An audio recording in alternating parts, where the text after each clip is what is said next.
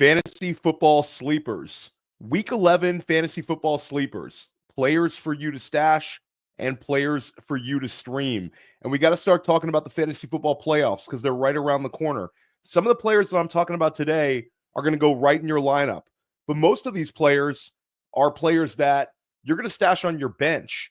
And if you have a strong team, some of the players that I'm going to talk about today can help push your team over the top in the next few weeks. Thanksgiving right around the corner and the fantasy football playoffs right behind it.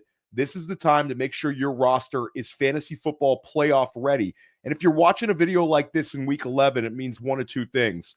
It means you're competing for a fantasy football playoff berth, or you're competing for a fantasy football playoff bye. Or maybe you're in big trouble because you didn't plan for the bye weeks. And you've got bye weeks over this week, next week, with 6 teams next week in week 12, 6 teams in week 14. So a lot of the players I'm going to talk about today are going to help you get through those bye weeks as well. This could be a matter of winning versus a matter of losing. And every single player that I'm going to talk about in this podcast, in this video, is a player available to you in at least 70% of leagues. Not talking about any players who are like, you know, that random or high wide receiver 3 who's been rostered in your league all season long that people like the matchup. That's not what a sleeper is to me. A sleeper is an under-the-radar player that oftentimes was not picked up on your waiver wire a few days ago and is still sitting out there. Let's go ahead and let's get this thing started. Talking about week 11 sleepers. And let's talk about the quarterback position. And I have a few this week. Drake Maye is available to you in 86% of leagues.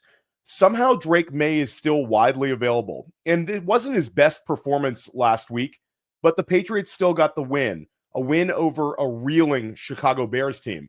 But Drake Maye has done multiple things that make you say this guy has big-time fantasy football potential. We've seen him have a 3-touchdown pass game.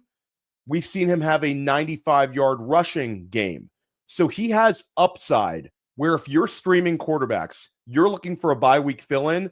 Drake Maye doesn't have the safest floor because of the quality of his team, but he does have a very high ceiling. Pick him up if you're streaming quarterbacks. He's one of my favorite players for streaming.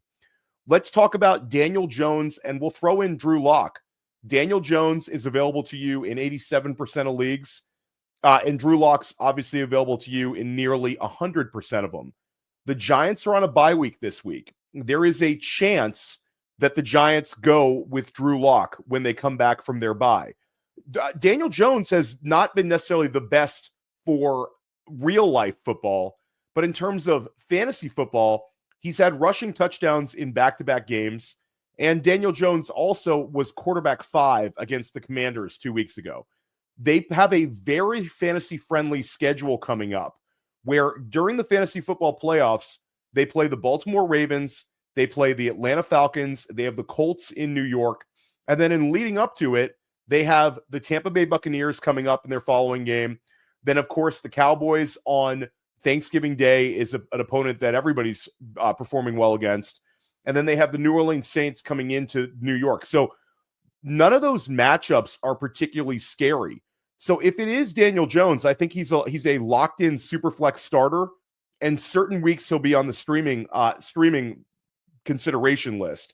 Drew Lock will not have the rushing upside, but Drew Lock does have like a YOLO ball attitude where he's willing to take shots downfield. And with guys like Malik Neighbors, Wan'Dale Robinson, and Darius Slayton, he's got some guys there that can catch the ball. And I think he also unlocks Tyrone Tracy as a receiver.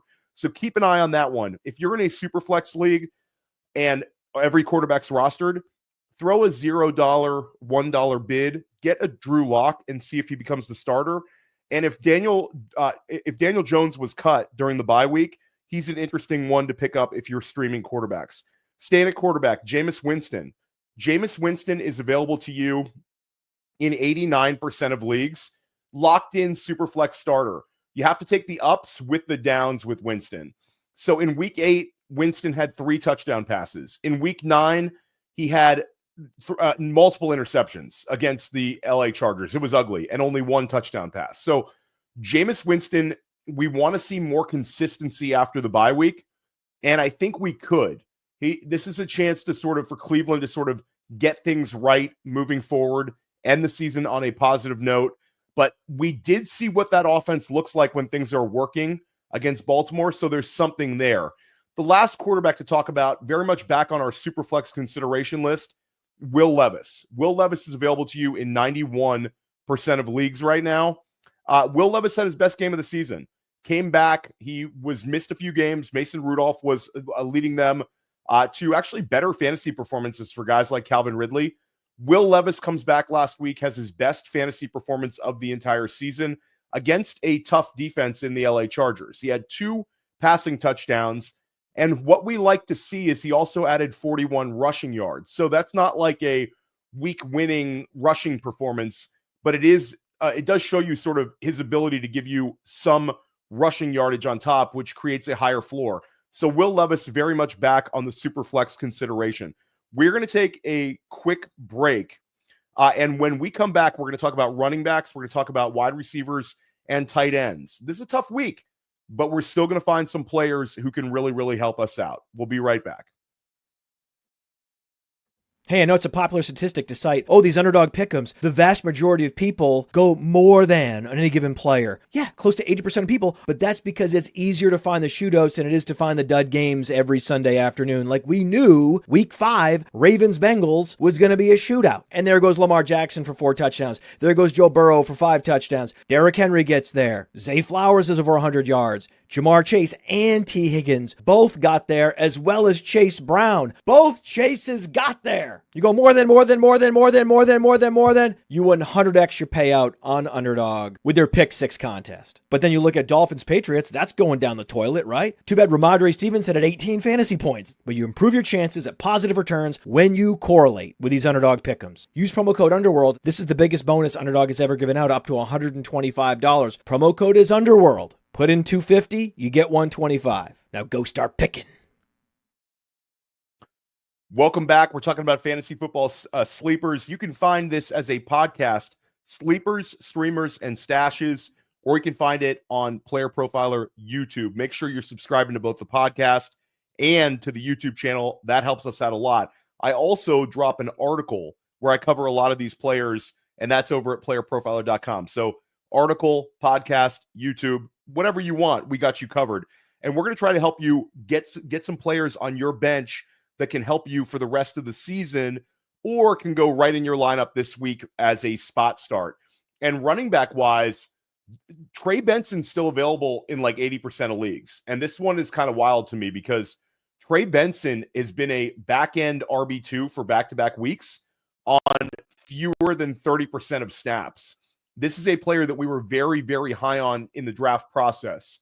Has the size, has the 40-yard dash, was a very strong producer at Florida State, had a big-time speed score, which is, he had a speed score north of 110, which is sort of a similar speed score, which is a weight-adjusted 40-yard dash to a Breece Hall or a Kenneth Walker. So Trey Benson sort of checks off a lot of boxes athletically. This is a player that I think is going to have a expanding role for the next few weeks, and I think he's going to gain a ton of momentum heading into the 2025 season. This team is going to work him in, try to keep James Conner fresh, but James Conner never plays every single game. So James Conner, to his credit, is an RB1 this year, playing terrific. But Trey Benson is really a handcuff plus rest of the way. During the bye weeks, you can put Trey Benson in as your RB2 or as your flex. And if James Conner were to miss some time, Trey Benson would be a top 15 ranked running back every single week.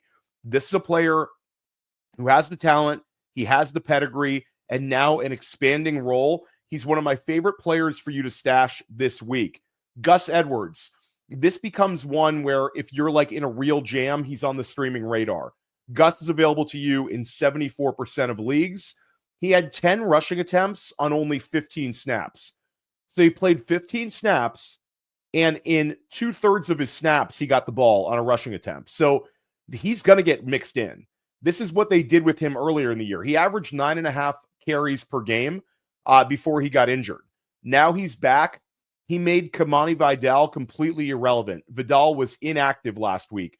Gus Edwards, if you're in a jam and you're looking for a floor play at the running back position, I think Edwards is like an RB3 this week and is a solid bye week fill-in for you over the next 2 weeks. And I think you're going to see J.K. Dobbins and Gus Edwards both get a little extra use against the Bengals as LA looks to sort of keep Joe Burrow off the field. That'll be an interesting one and a fun game this week. But Gus Edwards is either a stash behind J.K. Dobbins or he's a player that you can use as a streamer. Ray Davis, one of the best handcuffs for you to roster in football, available to you in 76% of Yahoo formats. He's scored double-digit PPR points in 3 out of his last 5 games. He had the one huge game when James Cook missed, where Ray Davis had 150 combined yards. Very talented rookie running back in an offense that features the running back. And if James Cook misses time, Ray Davis would be a locked-in starter. Would, much like Trey Benson, would be a top 15 running back whenever his starter is out ahead of him. Cam Akers, another contingent value running back for you to stash. Now, there is a chance that we're going to talk about Cam Akers as a streamer over the next few weeks because I think Aaron Jones is continually getting slightly banged up. We saw Aaron Jones get banged up in the London game. We saw him get banged up last week. We thought maybe this would be a week where Cam Akers would go into our lineups. Now it's looking like a week where we want to stash Cam Akers. But if Aaron Jones were to miss time, it would be Cam Akers stepping in, not Ty Chandler. Jaylen Wright, available in 94% of leagues.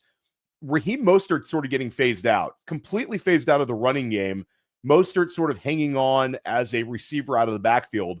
But I think they're waiting for Jaylen Wright to take a step forward, and then we'll start to see him sort of take over. Wright's production has not been good, but he did have an 80-plus yard rushing game earlier in the season, so we know he has it in him. He is a very, very athletic rookie running back. Obviously, if anything were to happen to Devon Achane, which we really, really hope doesn't happen, because if you've been following my content for a while, our bags are packed with Achane. Let's go Achane to the moon. Achane RB1 rest of the season. Let's go. But if Achane were to miss a game or two, Jaylen Wright would be a player with immense value. And he's also available to you in 94% of leagues. So he's not a difficult player for you to roster. Here's one where I'm going to go a little speculation. I'm going to say that Keaton Mitchell over the next 2 weeks, I think he's going to end up being more valuable than Justice Hill. Now, if Derrick Henry were to miss time, they would each get touches. But I think you're going to see a little bit more of Keaton Mitchell, like a slow drip, getting him involved in this offense because he's so explosive. And he also gives you a little bit more of a change of pace as a runner besides Derrick Henry. It's sort of like Justice Hill does his damage as a receiver out of the backfield. Keaton Mitchell can do a little bit of both. I think he's a player that the coaching staff likes. We saw him be much more successful in 2023 on a per-game basis than Justice Hill. Of course, he misses, and Justice Hill has had, to Justice Hill's credit, Justice Hill has played well this year, but I like rostering Keaton Mitchell as a speculation play. Also, Baltimore, it has a huge game this week against Pittsburgh, but a lot of things could happen. Baltimore could potentially lock up the AFC North. If they win this one, they would be in first place ahead of Pittsburgh. Depending on how things go, Baltimore, by the end of the year, might be looking to maybe rest Henry for a game or so, because Derrick Henry's taken on so much volume this year. So you might get a potential spot start out of Keaton Mitchell. Just my speculation. If you want to go like a safer, Justice Hill's out there for you as well, but I prefer Keaton Mitchell. Blake Corum, he's available in 84% of leagues. Very valuable handcuff behind Kyren Williams. Kyren Williams is obviously playing fantastic. He's an RB1, but Blake Corum, I think, would be the next man in. So he's immense contingent upside. And the Rams offense is one we want a piece of. Obviously, they struggled against Miami. I think they'll get things back together this week against New England. Roschon Johnson, 92% available. A like-for-like replacement if DeAndre Swift were to miss time. Roschon has no value on his own, but if Swift misses time, Roschon would be a huge waiver wire addition for many. Khalil Herbert, available to you in 83% of leagues. He's a handcuff behind Chase Brown. Didn't get any usage last week, just got traded over there from Chicago. But Chase Brown is really an RB1 for the rest of the season. So there's some value in rostering Herbert because he's the clear number 2. Final back, Dameon Pierce. He's missed 2 games in a row, but he's going to be the handcuff to Joe Mixon. And we all know Joe Mixon's getting the ball a tremendous amount. Mixon, I don't know if he'll break down. This seems like it's really his year. He's playing very, very well. But if anything were to happen, I think Pierce would be the next man in. So a lot of running backs to discuss. Wide receiver. There's some interesting names at wide receiver. We don't have like that low-hanging fruit, like you must get this player in every single lineup this week. There's a few players you can consider if you're in a jam, but most of these players are stashes. Demarcus Robinson, a touchdown or bust spot start, doesn't get the volume to be relied upon, but the lack of like tight end targets and usage in LA has created this third wide receiver being kind of viable. And we saw it with Demarcus Robinson where he had 4 touchdowns in weeks 8 and weeks 9 combined. So he's like an interesting, like throw a dart at the board, hope he finds the end zone type player. Xavier Legette, available to you in obviously 71% of leagues. Rookie first round pick. I think when we come out of the bye week, Xavier Legette is going to be on the field the whole time. We saw Jalen Coker out target him last week in Germany, but I think Legette's going to be the one for the rest of the year. He'll be a rest of season wide receiver 4. Nothing exciting, but he's on the field a ton. He's got touchdowns this year. Big, strong wide receiver. And I think Carolina just wants to get him acclimated and see what they have out of their first round pick. Let's talk about another rookie that I'm very excited about. I had him highly ranked in my waiver wire column.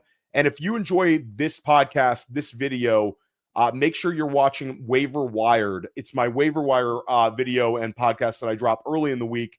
And that's one where I was very high on Adonai Mitchell. I talked about him a lot.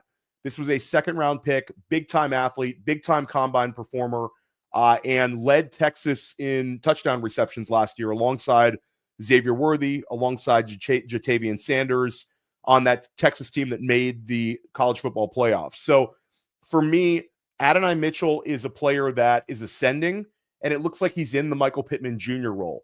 Now they go back to Anthony Richardson, so we have to downgrade the receivers in Indianapolis slightly, but I am still excited about Mitchell and want to see where this thing goes.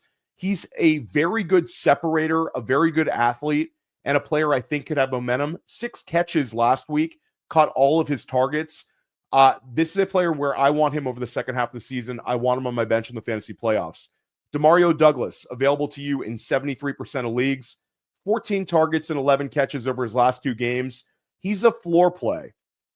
So you have to know what you're getting with Demario Douglas. He's had 2 games all season where he hit double-digit PPR points. So, like, you're really kind of, it's a difficult to, like, chase a ceiling game.